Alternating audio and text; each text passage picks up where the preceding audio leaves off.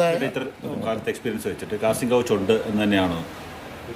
അത് ഒരു അനാവശ്യ ചോദ്യം. അത് ഉണ്ടല്ലോ, ഇല്ലാത്തൊരു കാര്യത്തിനെ കുറിച്ചല്ലേ നമുക്ക് ചോദിക്കേണ്ട കാര്യമുള്ളൂ. അതുണ്ടോ?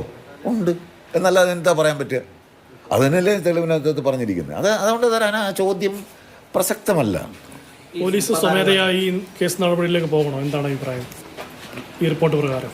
സർ, ഞാൻ ചോദിക്കുന്ന ഒറ്റ കാര്യമേ ഉള്ളൂ.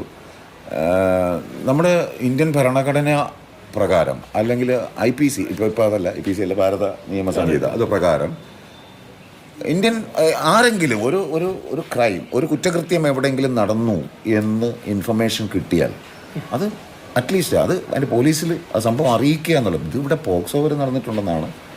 അങ്ങനെയാണെങ്കിൽ അത് ഗുരുതരമായ തെറ്റ് തന്നെയാണ്. എന്തുകൊണ്ടത് പോലീസിനെ അറിയിച്ചില്ല? അങ്ങനെ വരുമ്പോൾ ശരിക്കും ഇതിനകത്ത് പ്രതിക്കൂട്ടിൽ വരുന്നത് ഹേമ കമ്മിറ്റി തന്നെയായിരിക്കും അധ്യക്ഷൻ.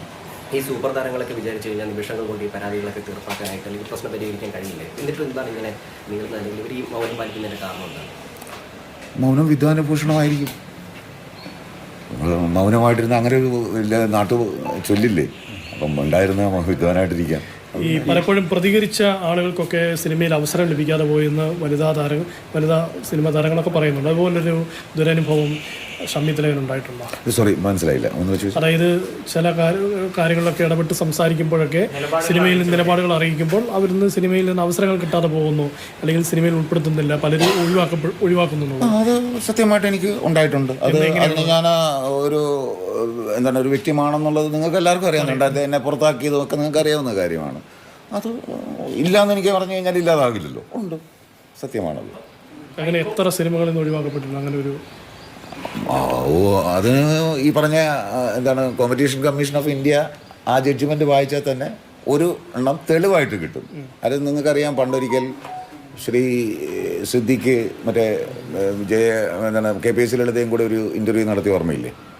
ഒരു പ്രസ് മീറ്റ് നടത്തിയ ഓർമ്മയില്ലേ? ആ മീറ്റിൽ പറയുകയും ചെയ്തല്ലോ, ഇങ്ങനെ ആരെങ്കിലും രേഖാമൂലം തെളിവ് തരികയാണെങ്കിൽ നമ്മളതിന് നടപടിയെടുക്കുമെന്ന്. ഞാനപ്പോൾ തന്നെ എഴുതി കൊടുത്തായിരുന്നു.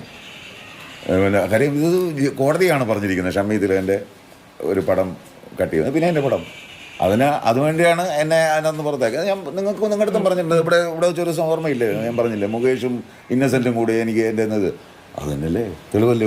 അത് നല്ല തെളിവായിട്ട് പറയാനായിട്ട് എനിക്കുണ്ടല്ലോ. മറ്റേതൊക്കെ ഞാൻ പറഞ്ഞ് ആരോപിക്കുന്നതായിട്ട് വെക്കാം. ഇത് ആരോപണമല്ല, തെളിവാണ്. വേറെ അച്ഛന് പോലും അങ്ങനെ ഒരു പടം തെളിവായിട്ട് കൊടുക്കാനുണ്ടാവില്ല. എനിക്കുണ്ട്. ശരിയല്ലേ? ഒരു കോടതി ജഡ്ജ്മെൻറ്റിൽ തന്നെ പറഞ്ഞിരിക്കുന്നു ഷമ്മി തിലകൻ്റെ ഇന്ന പടം കട്ട് ചെയ്തു എന്ന്. അച്ഛൻ ഒരുപാട് വേദന അനുഭവിച്ചിട്ടുണ്ട്. ഇനിയിപ്പോൾ ചോദിച്ചറിയാനായിട്ട് പുള്ളി ജീവിച്ചിരിപ്പില്ല. എനിക്കറിയാവുന്നത് വെച്ചാണെങ്കിൽ അച്ഛൻ അനുഭവിച്ചുള്ള വേദനയ്ക്ക് പുള്ളി ആരെയൊക്കെ കൊണ്ടേ പോകും എന്നുള്ളത് തന്നെ ഇവിടെ ഉണ്ട്. അത് പിന്നെ പുള്ളി ഇവിടെ നമുക്ക് വേണമെങ്കിൽ ചോദിക്കാം, അച്ഛോ ശരിയാണോ ഈ കേൾക്കുന്നത് എന്ന് എനിക്ക് പറയാം. ഈ പവർ ഗ്രൂപ്പ് ആൾക്കാർ തന്നെയാണ് അച്ഛനെ ചോദിച്ചത്. അതൊക്കെ നല്ല ഒന്നാന്തരമായിട്ട് സുകുമാരഴിക്കോടും മറ്റവരും ഒക്കെ പറഞ്ഞത് വൈറ്റ് ഇവിടെ കിടപ്പില്ലേ. ഇനി ഞാനതിനകത്ത് പറഞ്ഞ് എന്താണ് തുലവും തുച്ഛനായ ഞാൻ എന്തിനാ അതിനെക്കുറിച്ച് അഭിപ്രായം പറയണം?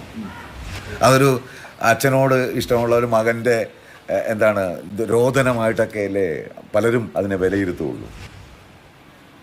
എനിക്ക് സത്യം പറഞ്ഞാൽ നിങ്ങളെയൊക്കെ മുമ്പിൽ അച്ഛൻ്റെ ഉള്ള നിങ്ങളുടെയൊക്കെ ഇഷ്ടത്തിന് മുമ്പിൽ ഞാനൊക്കെ ഒന്നും അല്ല എന്നുള്ളത് എനിക്ക് പറയാനുള്ളൂ. കാര്യം ജനങ്ങൾ അങ്ങനെയാണ് പ്രതികരിച്ചു കൊണ്ടിരിക്കുന്നത്. ഞാനത് കാണുമ്പോൾ തന്നെ എൻ്റെ പലർക്കും കണ്ണ് നിറയാണ്. ഇവർ ആളുകൾക്ക് എന്താണ് ഇത്രയും ഇഷ്ടം അങ്ങേരെടുത്തത് എന്നുള്ള തോന്നൽ വരികയാണ്. അപ്പോൾ പിന്നെ അവിടെ എനിക്കെന്താ പറയാനുള്ളത്? എനിക്കവിടെ പറയാൻ ഒരു റൈറ്റും ഇല്ല. കാരണം തിലകൻ എന്ന് പറയുന്നത് ഒരു പബ്ലിക് പ്രോപ്പർട്ടിയാണ്. എനിക്കോ? എനിക്കറിയില്ലാത്തതുകൊണ്ട് പിന്നെ ഞാൻ അറിയാത്തൊരു കാര്യം ഞാൻ എങ്ങനെ പറയും?